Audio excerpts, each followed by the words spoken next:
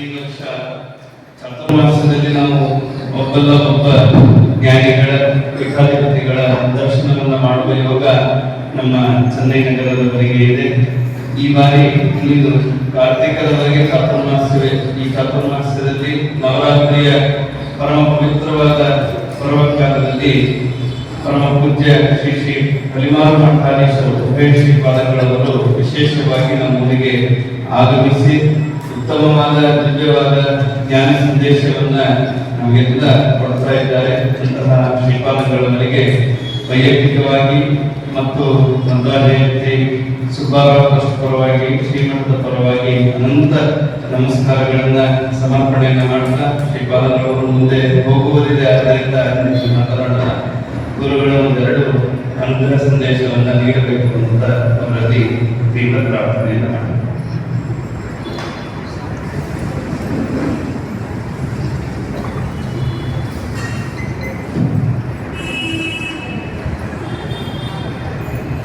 ವ್ಯಾಸಾಯ ಭವನಾಶಾಯ ಶ್ರೀಶಾಯ ಗುಣರಾಶಯೇ ಶುದ್ಧಾಯ ಶುದ್ಧವಿದ್ಯಾಯ ಮಧ್ವಾಯ ಚ ನಮೋ ನಮಃ. ಪ್ರಥಮಂ ಹನುಮಾನ್ನಾಮ ದ್ವಿತೀಯೋ ಭೀಮಯೇವ ಚ ಪೂರ್ಣಪ್ರಜ್ಞಾನಾಂ ತದೀಯಸ್ತು ಭಗವತ್ಕಾರ್ಯಸಾಧಕಃ. ಸಮಸ್ತ ಗುರುಭ್ಯೋ ನಮಃ.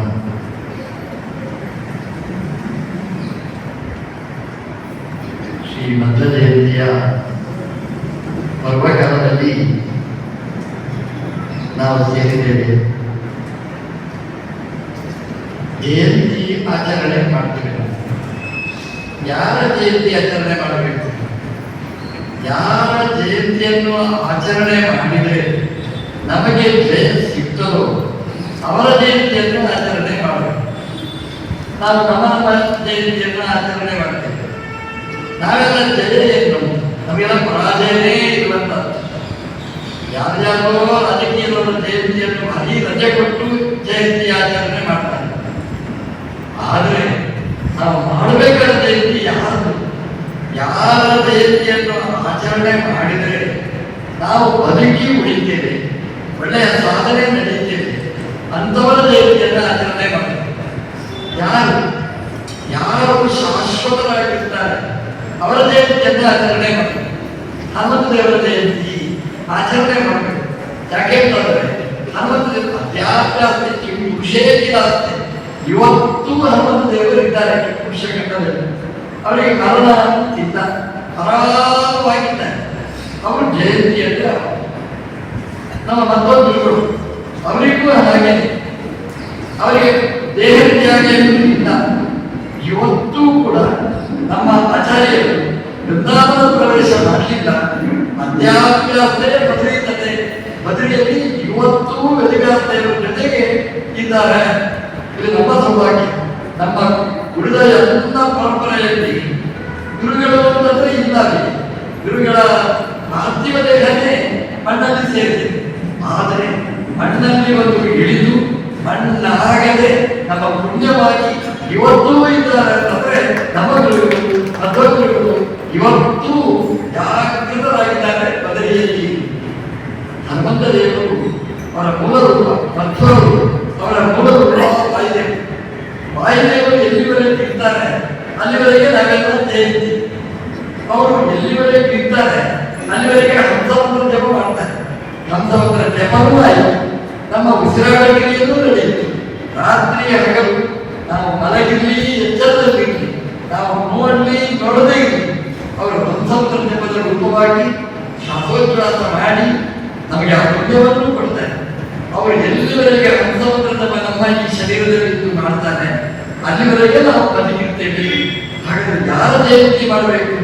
ಯಾರ ಜಯಂತಿ ಮಾಡಿದರೆ ನಮ್ಮ ದೇಹದಲ್ಲಿ ದಿನಾ ಜಪ ನಡೀಬೇಕು, ಕಲಿಬೇಕು. ಒಂದು ಮನೆಯಲ್ಲಿ ಇರ್ತದೆ. ಮನೆಯಲ್ಲಿ ಏನು ಬೇಕಾದಾಗಲಿ ಏನು ಬೇಕಾದರೂ ಬಿಡಿ, ಆ ಮನೆಯಲ್ಲಿ ದೀಪ ಹಚ್ಚಿ ದೇವರ ಪೂಜೆ ಮಾಡ್ತಾರೆ ಅಂತಂದ್ರೆ ಆ ಮನೆ ಕಡೆ. ಹಾಗೆಯೇ ಈ ಮನೆಗೆ ಶೋಭೆ ಯಾವಾಗ ಇರ್ತದೆ ಅಂತಂದ್ರೆ ಈ ಮನೆಯಲ್ಲಿ ದೀಪ, ಜ್ಞಾನದ ದೀಪ ಎಲ್ಲಿ ಉರಿಯುತ್ತದೆ ಅಲ್ಲಿ. ಜ್ಞಾನದ ದೀಪ ಯಾವಾಗ ಉರಿಯುತ್ತದೆ? ಎಲ್ಲಿವರೆಗೆ ವಾಯುದೇವರು ಇರ್ತಾರೆ ಅಲ್ಲಿವರೆಗೆ ಸಮುದ್ರ ಜಪದ ಮೂಲಕ ಭಗವಂತನ ಆರಾಧನೆ ನಡೀತದೆ ಅಲ್ಲಿವರೆಗೆ ಈ ದೇಹಕ್ಕೆ ಶೋಭೆ.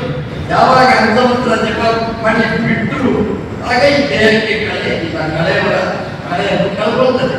ಹಾಗಾಗಿ ಯಾರ ಜಯಂತಿ ಆಚರಣೆ ಮಾಡಬೇಕು ಅಂತಂದ್ರೆ ಯಾರು ಇದ್ರೆ ನಾವು ಬದುಕಿರ್ತೇವೆ, ನಮಗೆ ಜಯ ಇರ್ತದೆ. ಅವರ ಜಯಂತಿ ಅಂತಂದ್ರೆ ನಿಜವಾಗಿ ಮಾಡಬೇಕಾದ್ರೆ ಮಧ್ವಾಚಾರ್ಯರ ಜಯಂತಿಯನ್ನು ನಾವು ಮಾಡಬೇಕು. ವೈಭವದಲ್ಲಿ ಮಾಡಿದ್ರೆ ಮಧ್ವಾಚಾರ್ಯರ ಜಯಂತಿ ಅಲ್ಲ, ನಮ್ಮದೇ ಜಯಂತಿಯನ್ನು ನಾವು ಆಚರಣೆ ಮಾಡಿದಾಗೆ ಆಚಾರ್ಯರು ನಮಗೆ ಕೊಟ್ಟದ್ದು ಎಷ್ಟು. ಎಲ್ಲರೂ ಹೇಳಿದ್ದನ್ನೇ ಹೇಳಿದ್ದಲ್ಲ ಆಚಾರ್ಯರು, ಎಲ್ಲರೂ ಹೇಳಿದ್ದಕ್ಕಿಂತ ಎಲ್ಲಿ ನಾವು ಜಾರಿ ಬಿಡ್ತೇವೆ ಅಲ್ಲಿ ನಮ್ಮನ್ನು ತಿದ್ದಿದ ಆಚಾರ್ಯರು ಮಧ್ವಾಚಾರ್ಯರು. ದುರ್ಮಾರ್ಗಾತ್ ಉದ್ಧತ್ಯ ಅಭಿನಿವೇಶನ ಸಂಗಮಿಸಿ ವೈಷ್ಣವೇ ಮಾಡೇ ಹಾಗೆ.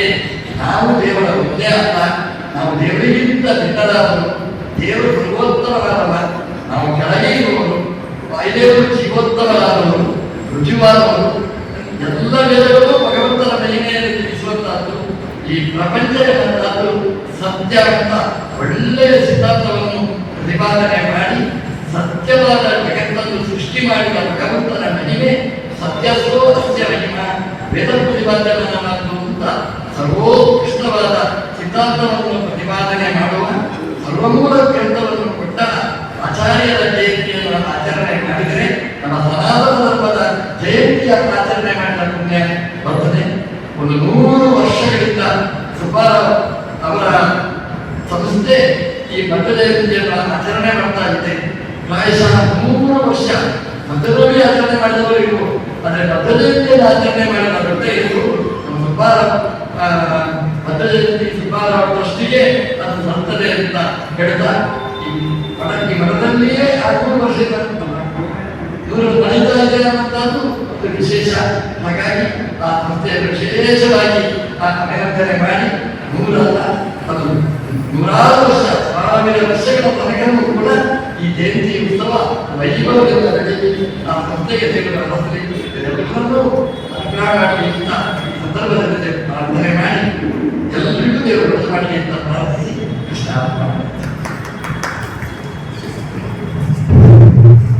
ಉಡುಪಿಯ ಸಮೀಪದಲ್ಲಿ ಆಚಾರ್ಯರ ಬಹಳ ಎತ್ತರದ ಒಂದು ಪ್ರತಿಮೆಯನ್ನ ಪರಮ ಪೂಜ್ಯ ಶ್ರೀಮಾನ್ ಶ್ರೀಪಾದಗಳವರು ಸ್ಥಾಪನೆಯನ್ನ ಮಾಡಿ ಮಾಧವರಿಗೆ ಬಹಳ ದೊಡ್ಡ ಹೆಮ್ಮೆಯ ಒಂದು ಸಂಗತಿಯನ್ನ ತಂದುಕೊಟ್ಟಿದ್ದಾರೆ. ಅವರು ಈ 101ನೇ ವರ್ಷದ ಮಧ್ವ ಜಯಂತಿಯ ಉತ್ಸವದಲ್ಲಿ ನಮ್ಮನ್ನ ಅನುಗ್ರಹಿಸಿದ್ದು ಅದು ಅರ್ಥಪೂರ್ಣವಾಗಿದೆ.